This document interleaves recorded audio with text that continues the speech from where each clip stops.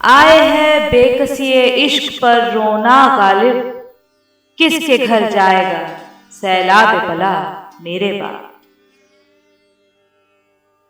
150 سالوں کے بعد ہم اہل دور حاضر یہ تو یقین سے جان چکے ہیں کہ غالب کو اس قدر مایوس و فکر مند ہونے کی شاید ضرورت نہیں تھی۔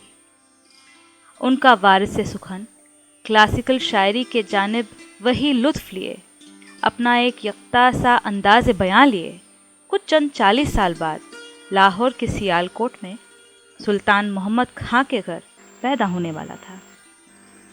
فیض احمد فیض کی پیدائش سن 1911 میں ہوئی۔ فیض کے والد افغان بادشاہ کے وزیر بھی رہ چکے تھے اور سیال کوٹ میں ایک پیشے مند وکیل بھی تھے۔ انہوں نے اپنے اولاد کے لیے بہترین تعلیم چاہا۔ نتیجن فیض نے فارسی، عربی اور اردو کی بنیادی تعلیم اس دور کے اعلیٰ و مشہور استاد سید میر حسن سے حاصل کی، جن کے شاگرد علامہ اقبال بھی رہ چکے تھے، اور وہ اقبال ہی تھے جنہوں نے گورنمنٹ کالج کے داخلے کے لیے فیض کو ریفرنس لیٹر دیا تھا، جہاں سے فیض نے عربی میں BA اور انگریزی میں MA کیا۔ فیض کی ارلی پوئٹری کا دور یہیں سے شروع ہوا۔ ابتدائی دور میں ان پر کلاسیکل پرشین لٹریچر کے ساتھ ساتھ یورپین رومانٹسزم کا بہت اثر رہا۔ ان کی شاعری میں کلاسیکل پوئٹری کے سارے مضامین رنگ لیتے ہیں، لیکن ایک ترین انداز میں۔ ان کی شاعری میں کلاسیکل رومانٹسزم تو ہے ہی، پر اس میں ایک ماڈرنسٹ سبجیکٹیوٹی بھی جھلکتی ہے۔ فیض کی پہلی نوکری انگریزی کے لیکچرار کی تھی۔ انہوں نے سن 1935 سے 1940 تک امرتسر کے محمدن اینگلو اورینٹل کالج میں پڑھایا۔ اسی دوران فیض کے ذاتی اور ذہنی زندگی میں بہت سی تبدیلیاں ہوئیں۔ صاحبزادہ محمود الظفر، جو اس وقت MAO کالج کے پرنسپل تھے، اور ان کی بیوی ڈاکٹر رشید جہاں، دونوں کٹر مارکسوادی تھے، اور ان کے پروگریسو آئیڈیالوجیز کا گہرا اثر پڑا فیض پر۔ اسی بیچ ان کی ملاقات ایلس جارج سے بھی ہوئی، جو خود بھی برٹش کمیونسٹ پارٹی کی ممبر رہ چکی تھی۔ ایلس اور فیض کی شادی 1941 میں ہوئی۔ دلچسپ بات یہ ہے کہ ان کے نکاح نامے کا مسودہ اقبال نے کیا تھا، جو کہ اس وقت کے لیے خاصا جدید قرار دیا گیا تھا، اور جو آگے چل کے پاکستان کے مسلم فیملی آرڈیننس کا بنیادی نقشہ بھی بن کے رہا۔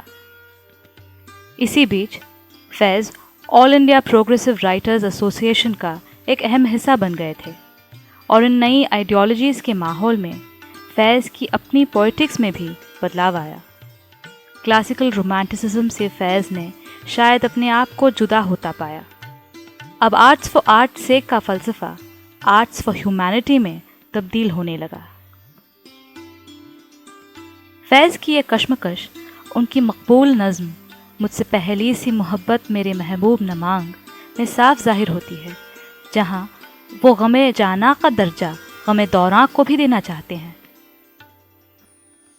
فیض نے کچھ عرصہ فوج میں بھی کام کیا اور لیفٹیننٹ کرنل کے عہدے سے بھی نوازے گئے، لیکن 1946 میں انہوں نے فوج سے استعفیٰ لیا اور پاکستان ٹائمز اور امروز اخباروں کے چیف ایڈیٹرشپ کا ذمہ لیا۔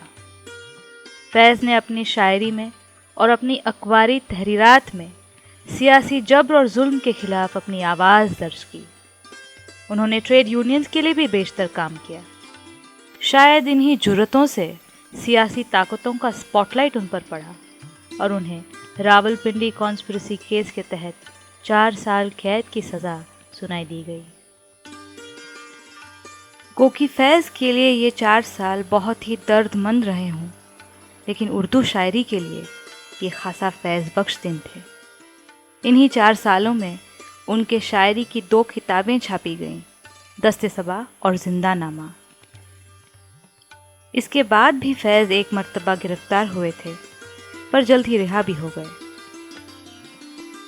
فیض کو 1961 میں لینن پیس پرائز سے بھی نوازا گیا، جس کے لیے وہ ماسکو بھی گئے تھے۔ اس کے بعد فیض زیادہ تر باہر رہے۔ انہوں نے انگلینڈ میں کافی وقت بتایا، اور اس کے علاوہ یورپ، مڈل ایسٹ، الجیریا، ماضی سوویت یونین اور چائنا بھی گھومے۔ بھٹو گورنمنٹ میں انہوں نے کلچرل ایڈوائزر کا بھی کام کیا، لیکن ان کے آخر کے بہت سال سیلف امپوزڈ ایگزائل میں بیتے۔ سیاسی ظلم کے خلاف ان کا اسٹرگل عمر بھر چلا اور کئی کتابوں میں ڈھلا۔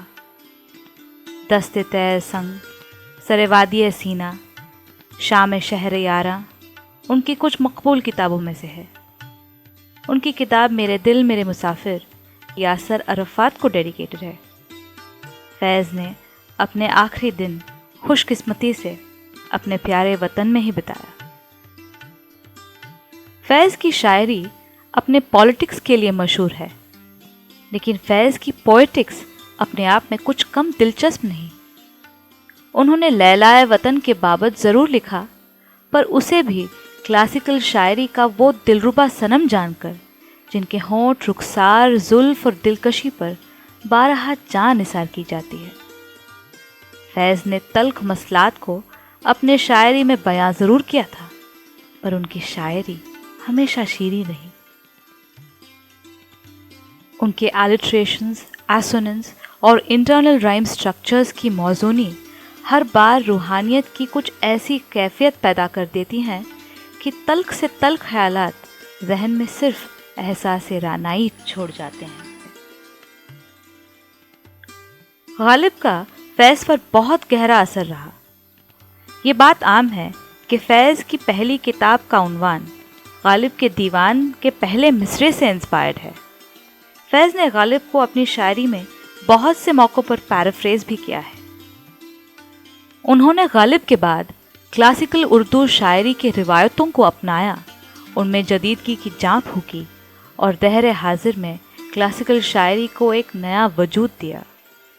فیض ہی کے الفاظ میں، ہم نے جو طرز فغاں کی ہے قفس میں ایجاد، فیض گلشن میں وہ طرز بیاں ٹھہری ہے۔ فیض کی شاعری کا ترجمہ دنیا کے بہت سے زبانوں میں کیا گیا۔ انگریزی میں وکٹر کیونن کا کام مقبول ہے، اور فیض کو 4 بار نوبیل پرائز کے لیے بھی نامنیٹ کیا گیا تھا۔ فیض کے سٹائل اور سلیقہ سخن کو داد تو بہت ملی، پر ان کے نقش پا پر کوئی حقدار وارث نہیں ابھرا ہے۔ فیض احمد فیض نے نومبر 1984 میں اپنا آخری دم بھرا، اور اہل سخن کو اپنی شاعری پر دم بھرتا چھوڑ دیا۔ ایک سخن اور کہ پھر رنگ تکلم تیرا، حرف سادہ کو عنایت کرے اعجاز کرم۔